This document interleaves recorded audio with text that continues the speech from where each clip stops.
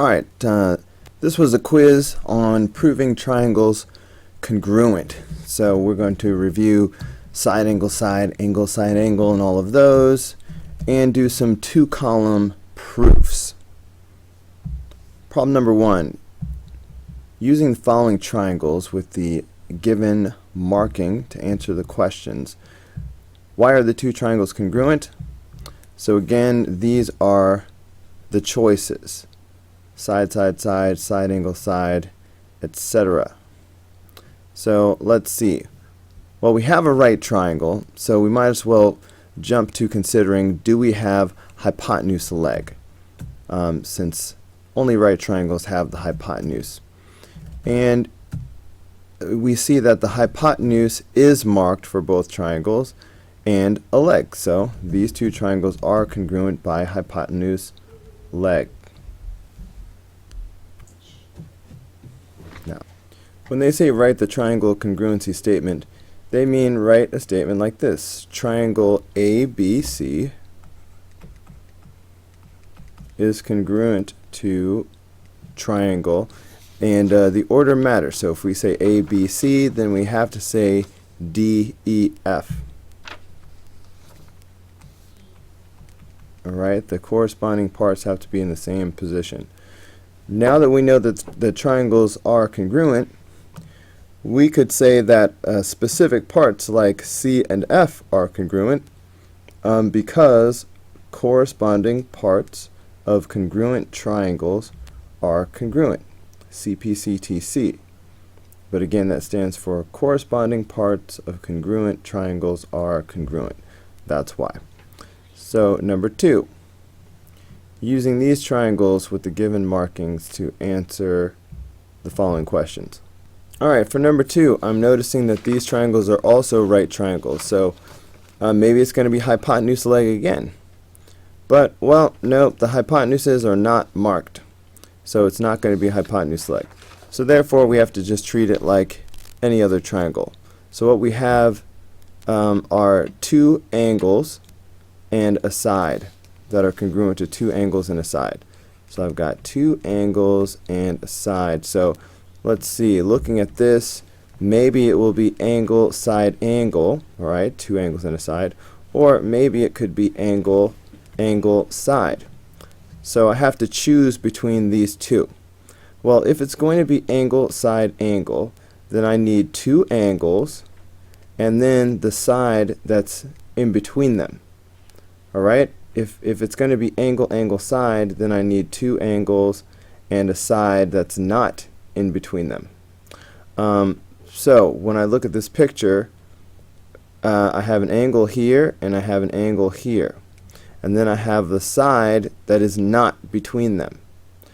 So this is going to be angle, angle, side, since the side is not in the middle between the two angles. Okay, so angle, angle, side. Now write the triangle congruency statement. Let me clean up my map.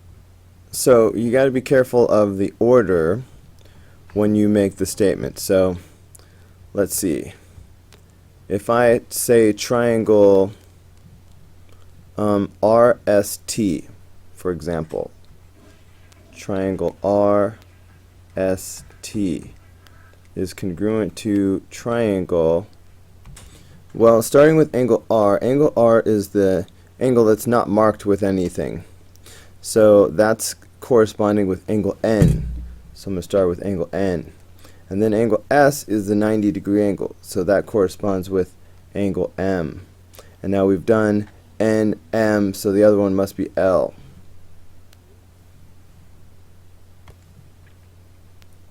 So there's the congruency statement. Now, why is RT congruent to NL? Well, again, those are corresponding parts. So now that we have established that the two triangles are congruent, we can say, well, these will be congruent because corresponding parts of congruent triangles are congruent. CPCTC. Okay, for each one of these sets of information, we need to decide if the triangles would be congruent by side, side, side, side angle, side, etc. So we'll mark as we go. So if angle B is congruent to angle D, that would look like this. If angle C is congruent to angle E, that would look like this. And then if side BC is congruent to side DE, okay, there's BC and DE, that would look like this. These two triangles would be congruent by the angle side angle postulate. Alright, and angle side angle is C. So angle side angle. I know that it is not angle angle side because I have the two angles and the side in the middle. Now, number 2, we have to start over, erase everything. Angle A congruent to angle F would look like this. Angle B congruent to angle D would look like this. And segment BC congruent to segment DE would look like this. These two triangles would be congruent by angle, angle, side, okay, which is D. Alright, in both of these cases, we have two angles and a side, but last time we had two angles and the side between them, called the included side. This time we have two angles and the side that's not included, the side that's not between them. So that's why we go with angle, angle, side this time. Alright, let's start over one more time.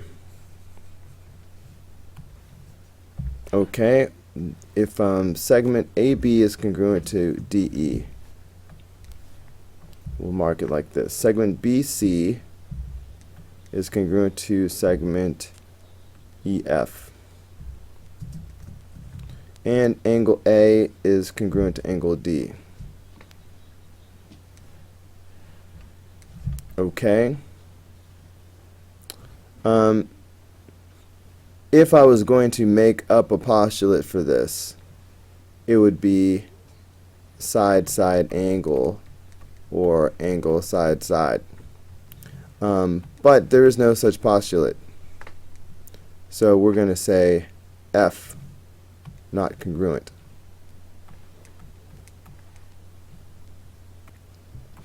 Okay, let's move on.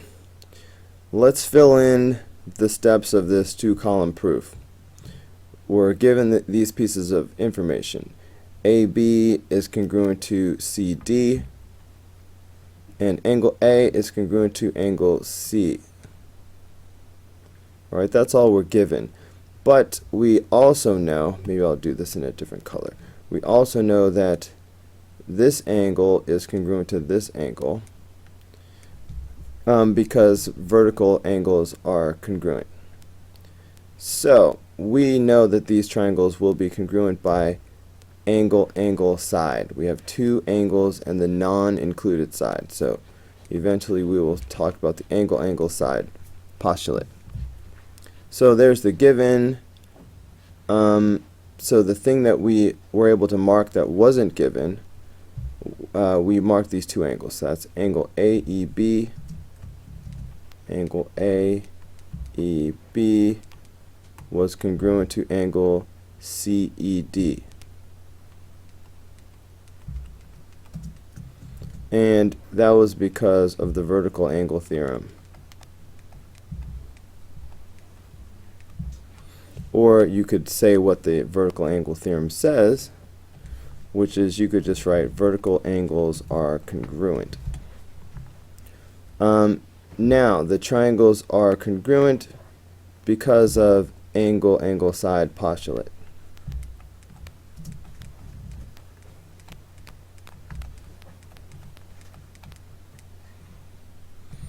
Okay, now, so all of that wasn't actually the problem. So the problem is down here. What should be in the third step? Well, here's the third step. Angle AEB is congruent to angle CED because of the vertical angle theorem. So there it is, choice B. is what we had decided. Okay, great. And then for number 5, what's the reason for the last step? It was angle side postulate. So that's E. Number 6. If these two triangles are congruent, well, okay, if triangle ABC is congruent to TUV, and TUV is congruent to DEF, then that means all 3 of these triangles must be congruent. So which of the following statements must be true? Okay, let's check them one by one. Is CA congruent to FD? Well, CA is Chapter right. 6. CA is right here. It's the first and the last. What about FD? FD is also the first and the last. So I think we have a winner right there. The answer is going to be A. Okay, so let me just circle that. Let's check a couple more just to see how they don't work out. Angle B congruent to angle D. Angle B is here in the middle, but then angle D is at the beginning. So those wouldn't be congruent. Alright, angle CAB, focus on the A in the middle. And EDF is really all about angle D. So look at angle A and angle D. Angle A is first, and angle D is also first. So let's look at that more carefully. Alright, so I'm thinking that actually both of these answers are correct, A and C. So I think that's an error because this is meant to be multiple choice. It says which of these statements must be true, and so I think we're going to have to accept either one of these two answers because triangle ABC is definitely going to be congruent to triangle DEF in this order. So angle CAB, CAB would be this angle right here. And angle EDF, EDF would be this angle right here. And yeah, those angles should be congruent, just like before when we said CA, would side CA be congruent to FD? And those should also be congruent. So both of these are true. But looking at the last one, BC congruent to TV. Okay, so BC is the last two letters right here, but TV are the first and the last. So those don't match. Okay, so interesting. 2 right answers. Number 7. Okay, we got the diagrams for these two triangles, and they're giving us that angle C is congruent to angle J. Okay, so angle C is congruent to angle J. And angle T is congruent to angle O. So angle T is congruent to angle O. Now, which statement is needed to prove that these two triangles are congruent? Okay, what if we knew that angle G was congruent to angle M? Alright, that would look like this. What if we knew that angle G was congruent to angle M? Would that prove that the triangles were congruent? No, because that's like angle, angle, angle. And having 3 angles the same does not prove that the triangles are congruent, because you could have a big one and a small one. So the answer is not A. Alright, what if we knew, in addition to this, that side CT is congruent to side MO? Would that help? So here, if we had CT and then MO. No, that wouldn't help because these are 2 different, these would not be corresponding parts. See how CT is between the congruent angles and MO is not between the 2 angles. So that wouldn't help. Alright, what about if we knew that CG is congruent to JM? Okay, so CG, if that was congruent to JM. Okay, that would do it, because now we have two angles and the non-included side, all right, not between, and here we have two angles and the non-included side. That would prove that the triangles are congruent. So the only question left is, would it prove they're congruent in the right order? Okay, would that make C and J corresponding parts? Would it make T and O corresponding parts? And would it make G and M corresponding parts? That's the only thing we have to check. So we have the C and the J, okay, because that was given. And let's see, O and T are congruent. So that leaves G and M to be congruent. So that does match. Alright, so C is the answer. So let's just check this last one to make sure that it is a no. What if we knew that segment TG was congruent to segment JO? Okay, TG and JO. Again, these would not be corresponding parts. This is a non-included side, but this side is an included side. So the answer is C. Okay, let's fill in the missing statements and reasons for this two-column proof. Let's look at the given on the picture first. So we have that AC is congruent to DC, and we're given that BC is congruent to EC. And in addition to that, we know that angle ACB will be congruent to ECD because vertical angles are congruent. Okay, so overall the triangles will be congruent by side, angle, side. So that's good to keep in the back of our minds. So first they say AC is congruent to DC. Well, that's right there in the given, so of course the reason will be given. And then I see given again, so it must be the other given. So BC is congruent to EC is the other given. Now, you know that we're shooting for side, angle, side. And so far we have two sides. So it's time for the angle. And the reason why we knew these angles were congruent is because vertical angles are always congruent. So that would be your reason there.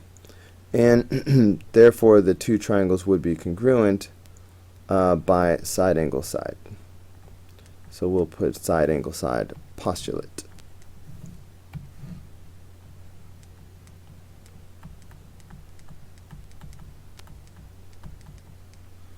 Alright, so that's it for number 8. For number 9, we are given that WX is congruent to YX. And we're given the angle WZX,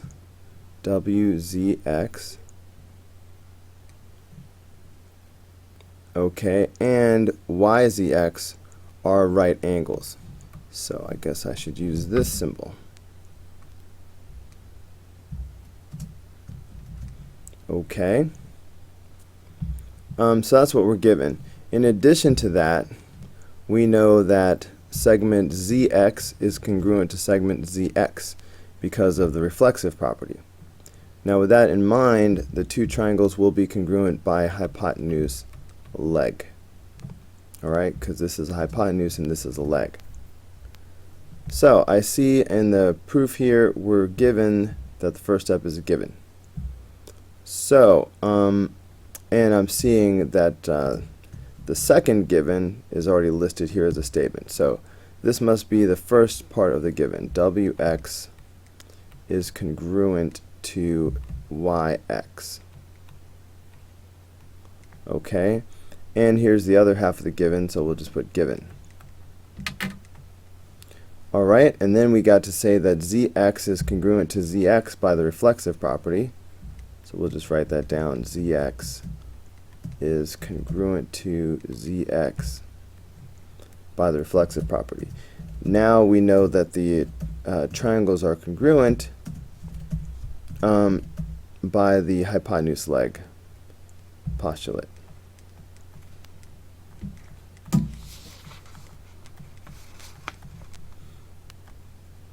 Okay, alright, actually I think that one's a theorem. Alright, number 10. Again, we need to fill in any missing reasons or statements for this proof. Segment BC is congruent to segment BD. So that's this side is congruent to this side. Yeah, okay, so A is the midpoint of CD. Okay, so indirectly, by giving us that A is the midpoint, that means that CA is congruent to AD. Alright, that's not directly given, but that's the definition of midpoint. And we're supposed to prove that angle C is congruent to angle D. So I'm not going to mark them congruent because that's what I have to prove. But what I will mark, that I haven't marked already, is that segment AB is congruent to segment AB by the reflexive property. So notice that we do not know that this is a right triangle. We're not given that this is 90 degrees. So don't mark that, even though it sort of looks that way. So just looking ahead, we will be able to prove that these two triangles are congruent by the side, side, side postulate, since we have all three sides congruent to all three sides. Alright, so let's do that. So we have all this given. Alright, so AB is congruent to AB. Of course, that is the reflexive property.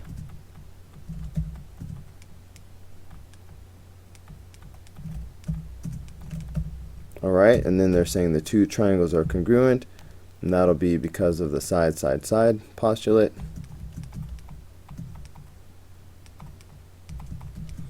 Okay, and then now that the two triangles are congruent, we can say that these specific parts are congruent. Angle C is congruent to angle D. Now this statement is no surprise. We could have written that first, because your last statement always has to be the thing that you are trying to prove. The reason why we know that the specific parts are congruent is because once we show that the whole triangles are congruent, then we can just say that corresponding parts of congruent triangles are congruent. Okay, so that's number 10. Now number 11, we have a little bit of algebra to do. We're given that the two triangles are congruent, and we're just trying to solve for x and y. So let's solve for x. You see that this angle and this angle are corresponding. So they should be equal. So that means that 2x should equal 20. So dividing both sides by 2 tells us that x equals 10.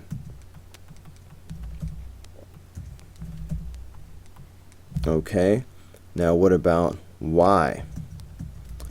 Well, now that we know that x is equal to 10, we can substitute that in right here. So that makes this angle 2 times 10, which is 20 degrees. So angle C here is a 20-degree angle. Now, meanwhile, this is a 90-degree angle. And the triangle as a whole has to add up to 180 degrees.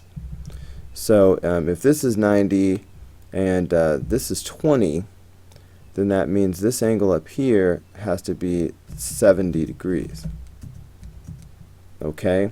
I don't really check that they all add up to 180.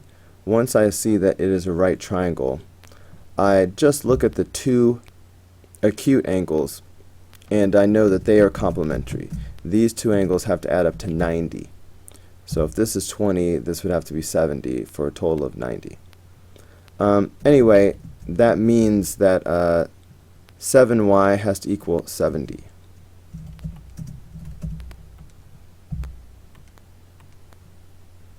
So 7y must equal this 70 degrees. So if we divide both sides by 7, that's going to give us that y equals 10.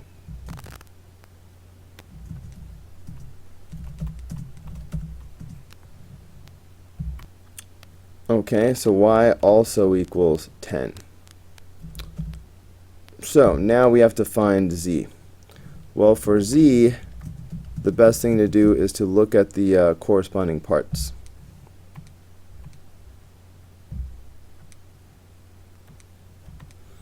Okay, so side CA and side FD are corresponding. So these two should be equal.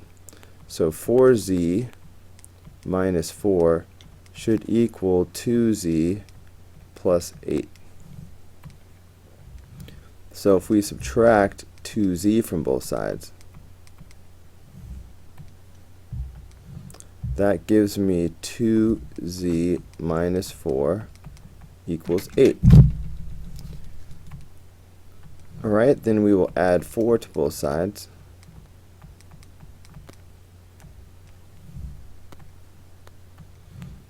So that gives me 2z is equal to 12. And then we divide both sides by 2.